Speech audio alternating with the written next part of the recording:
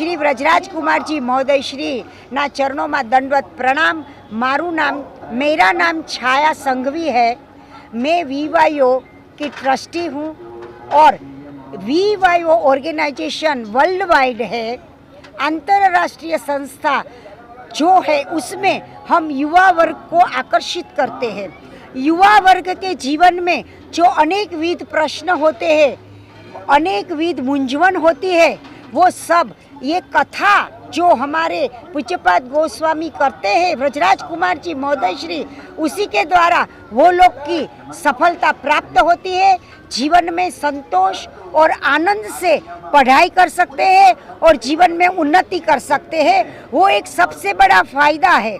तो सबको मैं विनंती करती हूँ वैष्णवों को कि अपने युवा वर्ग को, बच्चों को लेकर आवे। आज हमारी भव्य शोभा यात्रा हुई और वो शोभा यात्रा में असंख्य वैष्णवों के मन और हृदय प्रभु के चरणों में समर्पित थे, क्योंकि जो भागवत जी भगवान स्वरूप साक्षात है उसको मस्तक पर वो लोग ने ग्रहण किया और पग से पाँव से चलते चलते भजन कीर्तन करते करते हमारा वीवाईओ की ध्वजा, हमारा वीवाईओ के घोड़ा, रथ, बगी सबके साथ ये भव्य आयोजन हुआ। और ये जो कथा है उसमें आज वैष्णवों इतने भरपूर है कि बैठने की जगह नहीं है। और तारीख 4 को ब्रह्म मुहूर्त में पुरुषोत्तम याग एक हवन हो रहा है 4:30 बजे, जो मुंबई नगरी में क्या किधर भी ब्रह्म मुहूर्त में ये हवन होता नहीं है। हमारा मुंबई नगरी में प्रथम बार ये भव्य आयोजन हुआ है। जो ऋषि मुनि थे हमारे, वो ऋषि मुनि लोग सुबह में 4 बजे उठ के हवन करते थे। वही शिक्षा व्रजराज बाबा हमें देते हैं कि ब्रह्म मुहूर्त में उठो, जप तप ध्यान हवन करो। तो आज मुंबई नगरी को ये मौका मिल रहा है कि जो आकाश में भी हमारी शास्त्रों में लिखा है कि सुबह 4 बजे आकाश में देवी देवता वो विचरते हैं, विहार करते हैं। तो वो हमारा दृश्य देख के मुंबई नगरी का बोलेंगे कि ओ हो, ये मुंबई नगरी के लोग क्या कर रहे हैं। इतना पवित्र वातावरण 4:30 बजे का रहेगा, तो वो हमारा एक अवसर इतना अच्छा प्राप्त हुआ है, वो हमारे लिए बहुत बहुत सद्भाग्य की बात है। जय हो वल्लभ, जय हो गिरिराज धरण की जय, श्याम सुंदर श्री यमुनी महाराज की जय। भागवत कथा का स्टार्ट, महाराज जी के बारे में क्या कहेंगे? जो कथावाचक हैं उनका क्या इस कथा? देखो, महाराज जी जो है वल्लभ कुल के 18वीं पीढ़ी से उन्होंने प्राकट्य किया हुआ है, तो वो स्वयं भगवान ही है। तो उनका जो स्थान है वो बहुत ही बड़ा है।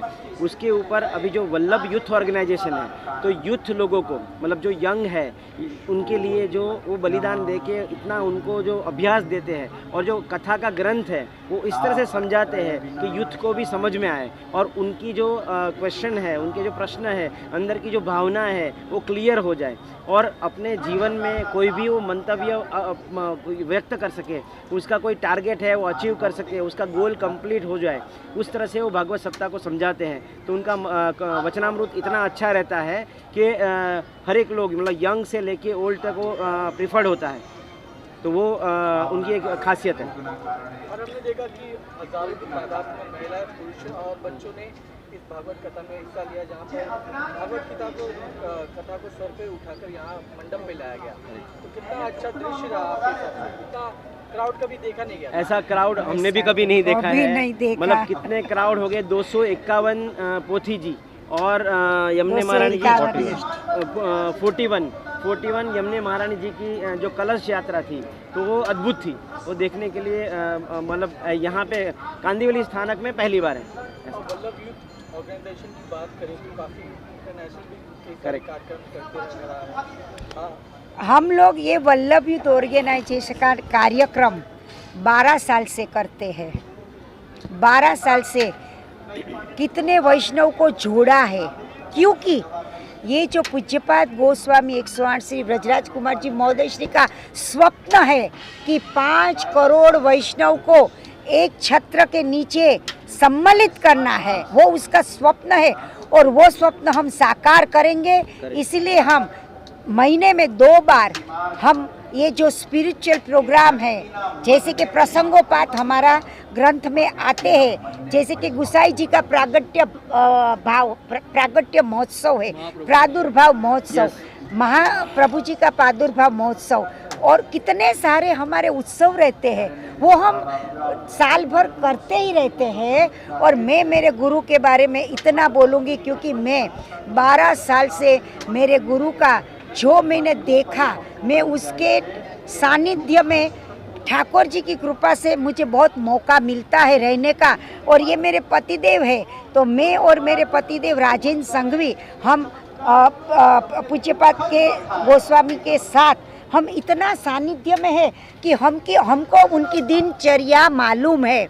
सुबह में उनकी दिनचर्या 4 बजे उठना, जप तप करना, फिर होम हवनादि हर रोज करना, सात्विक भोजन लेना, कोई सोना नहीं पहनना, घड़ियाल नहीं पहनना, बस एक ही उसके तन मन धन में है एक ही कि पुष्टि मार्ग को हम इतना फैलाए कि छोटे बच्चे भी, युवा वर्ग भी और बड़े तो है ही पुष्टि मार्ग में, लेकिन पुष्टि मार्ग में ये जो बड़े लोग हैं उसके जाने के बाद हमारा पुष्टि मार्ग का क्या।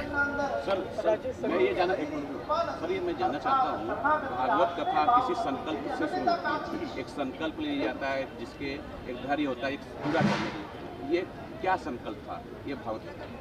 ये संकल्प ये था कि वैष्णव को वैष्णव से जोड़ने के लिए एक संकल्प था और युवा वर्ग जो जुड़े, भागवत जी क्या है उसके लिए जाने। आज सबको ऐसा लगता है कि भागवत जी क्या है, एक कथा है, लेकिन युवा वर्ग को भी मालूम होना चाहिए कि भागवत जी क्या है। युवा वर्ग को क्वेश्चन का आंसर भी यहीं से मिल जाता है, जैसे गीता जी भी एक आंसर है, भागवत जी भी एक आंसर है। तो एक वो संकल्प था कि युवा वर्ग को एक दूसरे से जोड़ा है। अच्छा जी सर, आप कुछ बोलना चाहते हैं? Vallabh youth organisation VYO NGO है, non government organisation, non profit organisation. ये वैश्विक संस्था है, तो सारे विश्व में रोजाना रोज कोई ना कोई प्रोग्राम VYO का सेवा कार्य होते ही रहता है। 12 महीना 365 दिन देखेंगे तो 365 दिन का 365 दिन कहीं ना कहीं वर्ल्ड पूरे में प्रोग्राम होते ही रहता है। तो उनके अंदर जहाँ जिस चाहिए, जैसे कि आप समझो VYO E का माध्यम है, तो VYO E एजुकेशन के माध्यम से 6 से लेकर के 16 साल के बच्चे को उसको स्पिरिचुअल शिक्षा दी जाती है। तो स्पिरिचुअल शिक्षा उनका जो डेली का पढ़ना है, उसके अलावा जो शिक्षा दी जाती है, तो मानव को मानव बनाना, that is very very very important. तो वो बात को बहुत ही ध्यान में रखते हैं। और जैसे हमारे बहन जी ने बताया कि 5 करोड़ वैष्णव को एक छात्र के अंदर लाना है। हमारे गुरुजी ये बोलते हैं हमेशा कि जो कृष्ण को मानता है वो वैष्णव है, सब वैष्णव है, जो कृष्ण को मानता है वो सब वैष्णव है। और यहाँ पर हर एक धर्म का हमारे पास में सभी लोग हैं, कोई भी धर्म आप बोलो, इवन दो पर धर्मी है वो भी है हमारे साथ में। खूब कृपा है उनकी। गाय की सेवा वो लोग खुद करते हैं हमारे साथ में रह के, कि भाई जैसे गाय की सेवा है, आपके निःशुल्क हमारे जो प्रज्ञाचक्षु उसको ब्लाइंडमेंट स्टिक दे रहे हैं हम लोग। कोरोना काल के अंदर हम लोगों ने 28 ऑक्सीजन प्लांट दिए, 600 ऊपर ऑक्सीजन कॉन्सेंट्रेटर दिए, पाइपें मशीन दिए, यहाँ पर अन्न क्षेत्र चालू कर दिया, अन्न क्षेत्र है, बहुत सारी सेवाएं हैं। और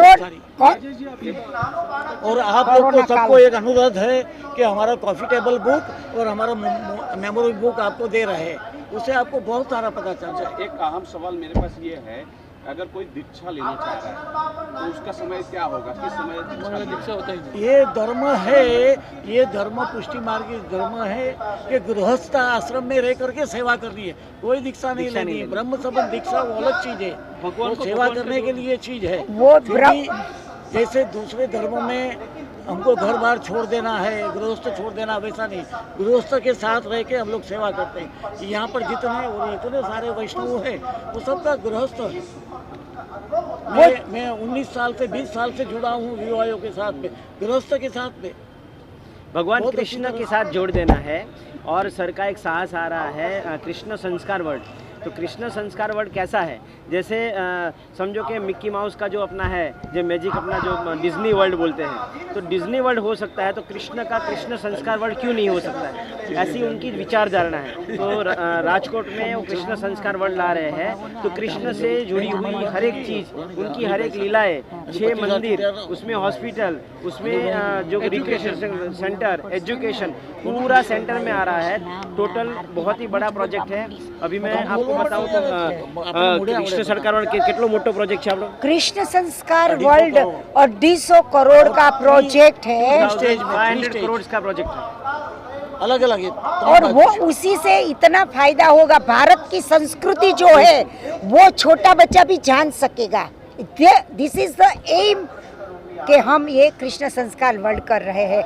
मैं चाहती हूँ कि जब ये कृष्ण संस्कार वर्ल्ड बनेगा तब सब बच्चों को संस्कृति, जो भारतीय संस्कृति वर्ल्ड में नंबर 1 है, ऐसी संस्कृति दुनिया में किधर भी नहीं है।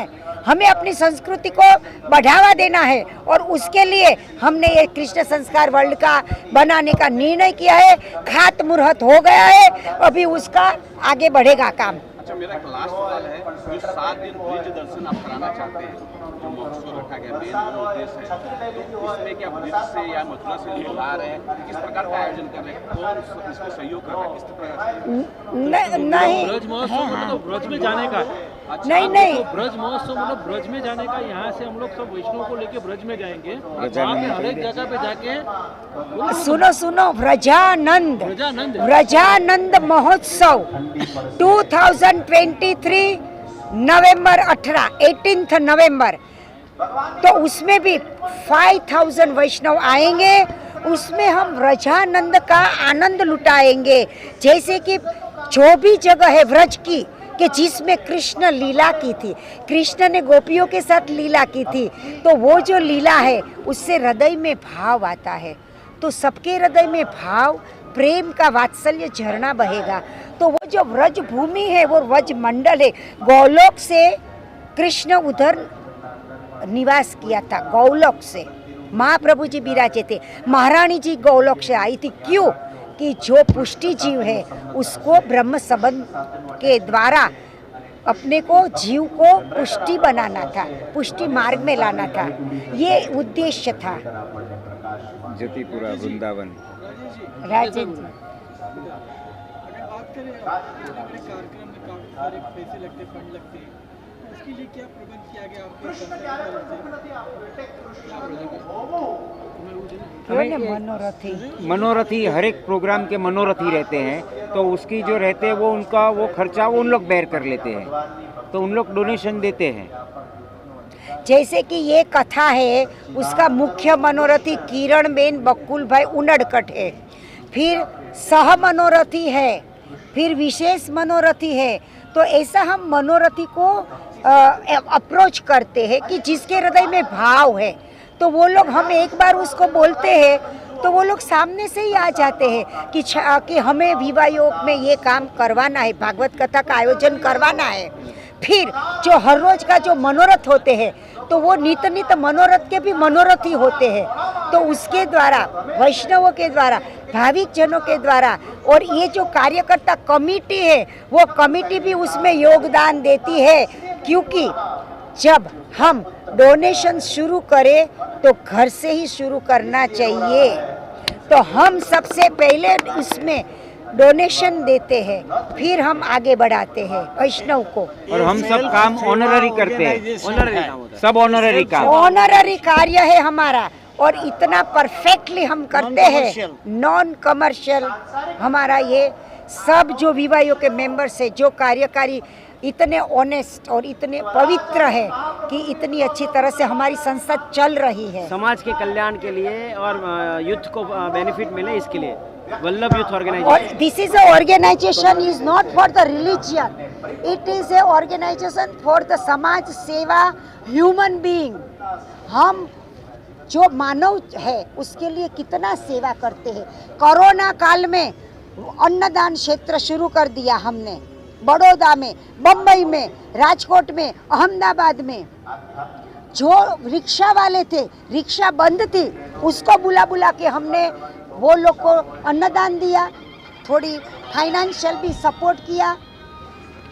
जो लोग भूदेव थे, भूदेव लोग को तब कोई बुलाते नहीं थे घर में, तो वो लोग ब्राह्मण लोग, वो क्या खाएंगे पिएंगे, तो सबको इनवाइट किया हमने और सबको अन्नदान दिया, कवर दिया पैसे का थोड़ा, ताकि वो लोग का घर चल सके। फिर बाद में जब कोरोना काल के बाद तभी हमने बंद कर दिया, हमारा अन्न क्षेत्र चालू था तब तक, जब तक किसी को कमाई नहीं थी।